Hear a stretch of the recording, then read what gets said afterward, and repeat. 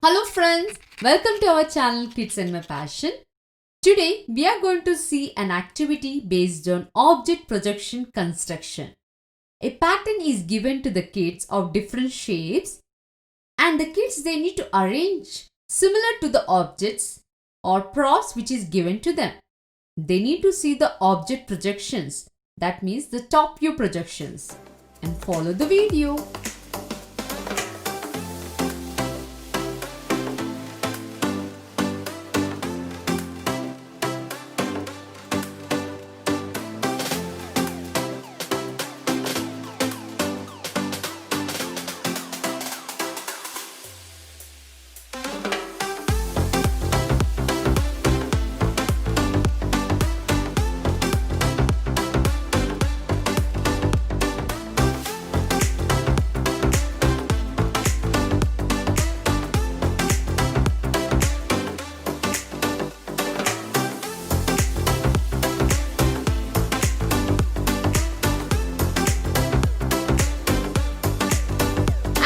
You can also try this activity by using simple bottle lids.